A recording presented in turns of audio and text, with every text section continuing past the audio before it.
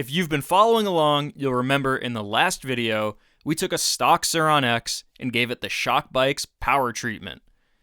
It received a BAC 8000 controller with the 15 kilowatt EBMX tune, APT display, 72 volt, 57 amp hour EBMX battery, seat risers to accommodate that bigger battery, a dirty bike, mechanical quarter turn throttle, and a pro bash plate.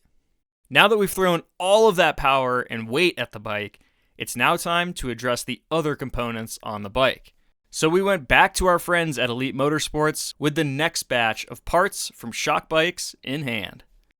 First up is the reinforced EBMX swing arm, which is more rigid and roughly 2.4 inches longer than the stock Surron swing arm. The bike is also receiving the YSS EBMX shock. It's clearly bigger and has a longer eye-to-eye length, but it also has slightly less travel. But less travel aside, this is a much burlier shock than the stock one. Because the shock is longer than OEM, the kit also comes with a custom rear linkage and triangle, which is set up to bring the EBMX shock in line with the travel of the stock shock. Woody's Wheelworks laced us up a set of Excel wheels, with the 19-inch up front and a 16-inch in the rear. The Excels are running Pirelli Scorpion MX32 tires, and we've also mounted a bigger 58-tooth rear sprocket. We also swapped out the mechanical throttle for a Magura quarter-turn throttle from Dirty Bike. The stock pegs just had to go, so those were replaced by some race spec pegs and peg brace. The last thing we have to do is swap over a new fork. This is the fork that I was planning to run on the Beast build here because this is a Beast fork. It is a WP air fork off of a KTM 85SX. And I've got the fork and the triple clamp, and Grit Shift sent me the adapter kit so that I can run this fork on the Surron. The only thing that I'm missing is the full brake kit and a hub to be able to lace a front wheel and brake to this fork. And if I were to buy that direct from KTM, all of these parts would run me well over $3,000, which I think is way too much money to spend on this fork conversion. So while I scour the internet, our friends at Charge Cycle Works sent over a Fast Ace fork with their tune on it, and that's another fork that I've been eager to try. I think this is a great platform to try it out on. So I took the fork over to Dirt Labs, we swapped it over, we're gonna try it out now and see how it works.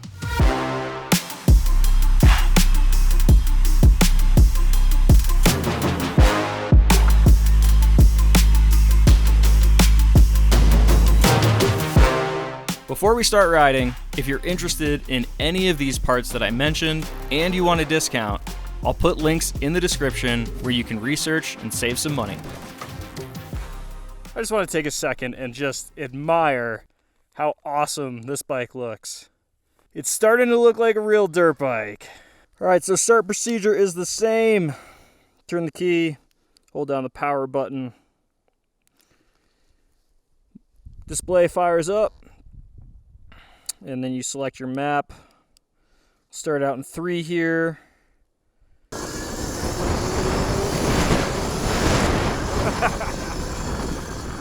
Oh man.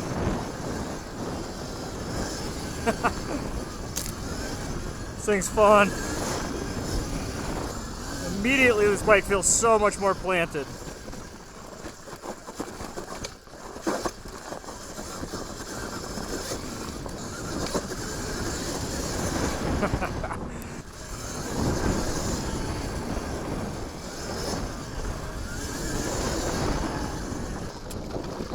So obvious right out of the gate that the shock, swing arm, fork, wheels, rear triangle, all that stuff makes such a difference in making this bike feel planted and stable.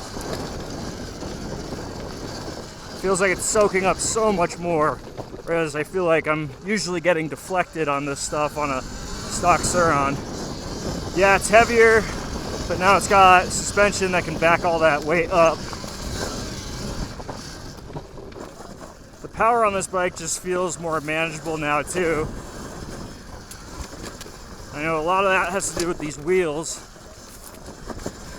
The best way to put it is after I did those power mods, started riding this bike on the stock stuff, the bike just kind of felt what I'd call delicate. Just felt a little fragile. But now, it feels well matched.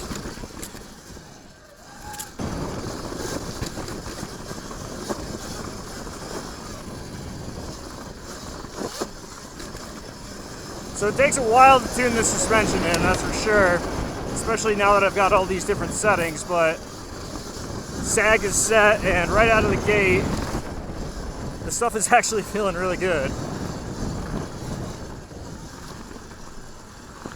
Fork might be a little bit soft, but there are different tunes that you can do with this fork, and so I'm right on the middle tune right now in terms of weight, and I feel like potentially a stiffer spring might do the trick, but I've got some clickers I can mess around with, and I'm going to do that first after this ride, see if we can dial this in some more. But it feels really plush and comfortable, but when I start pushing it a little bit, it's starting to feel a little soft. But you got to remember, this is not stock weight for a Surron. This thing is quite a bit heavier with that extra battery weight. But overall plushness on that fork, I'm pretty impressed. To be honest, I did have some reservations about this Fast Ace fork. I was curious about it, excited about it, but it's not a brand I really know too well. And what I do know about it sometimes isn't the most positive, but I'm impressed right now. And if you haven't noticed yet, now that I'm running the Fast Ace fork, I no longer have a fender. I imagine that there's some options out there. I need to look into that, but right now I don't have a fender. That's kind of a bummer because I'm getting splattered with mud and water in my face. Back to the old Surron days. But yeah, hopefully there's an option there. Another thing I'm noticing is that this bike feels pitch forward quite a bit.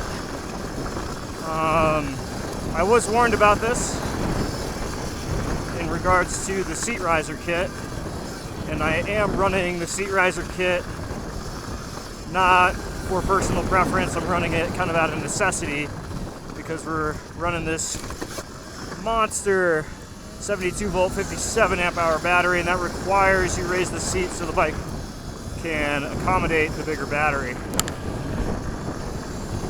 So I actually put a level on the head tube of my Surron build with the 2118 on it, and then I cross-referenced this build, and this has a steeper fork angle by about 4 degrees, which is quite a bit. So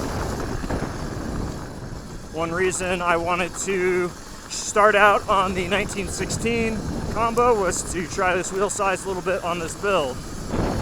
But what I think is going to make the most sense for this build in particular is to run the 21 18-inch combo, which should bring the front end up a little bit more.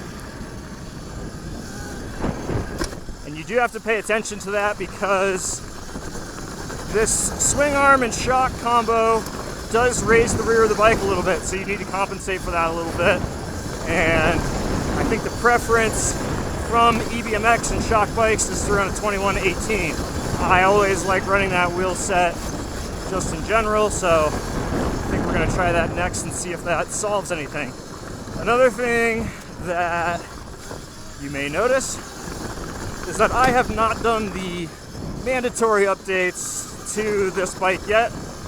These are the updates that I always say that you should do first, which are riser bars or a riser stem. And so I'm just running the stock stuff right now. That makes the bike feel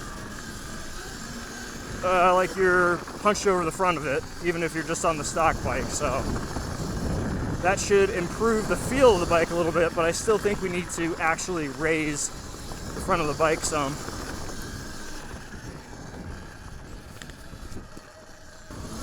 So what I'm planning to do is to mount up a direct mount stem. I haven't decided what route to go yet. I can do the EBMX riser stem, which will just bring the bars up, but I still feel like these bars are just a little bit too narrow, so I might do a direct mount and the Pro Taper 3-inch rise bars as well, but who knows, I might try both.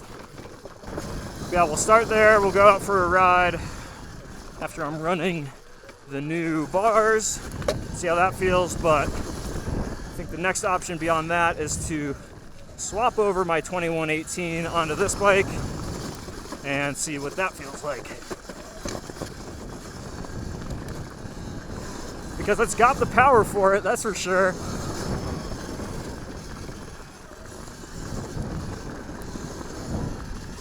But it's also turning into a pretty tall bike, I'm not gonna lie. Seat height on this thing is definitely getting up there. But man, do I love the power of this thing. And the tune feels great. Suspension feels really good.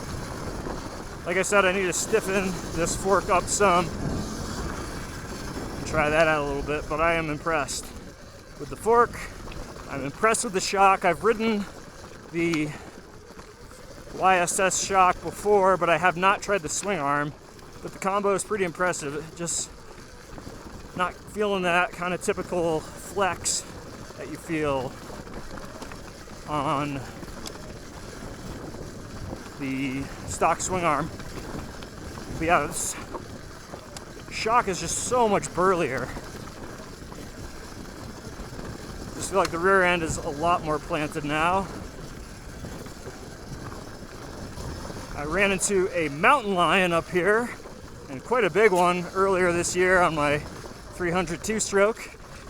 So I'm always a little bit sketched out coming down here now, keeping my head on a swivel. It was right here, and yeah. Luckily I had a motor to scare it off, but I don't right now. It always creeps me out a little bit, not gonna lie to you. Alright, let's see how she climbs.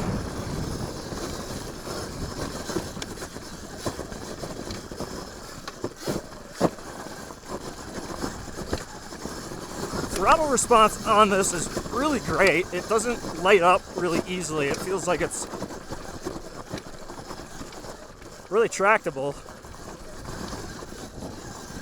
I just did that really well. That hill climb, you can't really tell, but can be a little difficult sometimes. Just did it with ease though.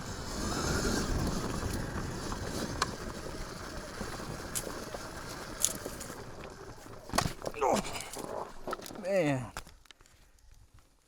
that's why you have a skid plate. Oh, damn, that was a hard hit. All right, just finishing up my ride on the Beast here, and this thing is super impressive right now. I am really happy with the way that this is turning out. I do need to make some changes, that is for sure. Specifically right now, I feel like the fork is set up too soft.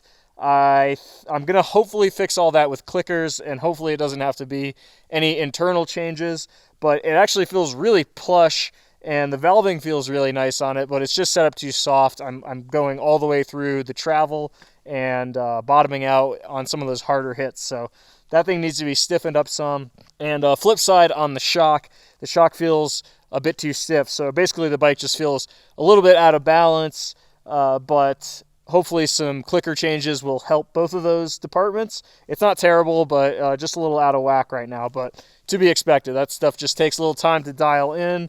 I obviously had the 1916 combo on this ride. I really want to try a 2118. I think that it's going to be the better fit for this bike, and also hope that it brings the front end up a little bit, because I still feel like the bike is pitching forward quite a bit, so hopefully that bigger 21-inch will get a little bit more slacker head tube angle and just bring the front end of the bike up a little bit. So also need to do taller bars for sure. Either going to do the Pro Taper 3-inch rise bars or maybe the EBMX direct mount stem to bring the bars up some. So I'll do that. I got to do the Shimano brake pads on this thing. Yeah, we'll do some range tests too. I've got an idea of what this bike is producing, but I'm not going to reveal that quite yet. I want to do some official range tests, run it from 100% down to 10, do all those, specific tests that we do here at ECR to figure out what the range is on this thing. But look forward to that. Those will be coming in the next videos. So there are a lot of people to thank in this particular video. I want to thank EBMX and Shock Bikes for providing all of these parts to put on this bike, and Elite Motorsports for helping me put them on. Big thanks to Charge Cycle Works for sending the fork, and Dirt Labs for helping me install that. Dirty Bike providing the throttles. Woody's Wheel Works for always keeping me at the cutting edge of the best wheels that you can get for the Surron. These guys make the best wheels in the business. So that about wraps it up. Thank you guys for watching. I hope you're enjoying watching this process. Let me know what you think in the comments, and I'll see you soon.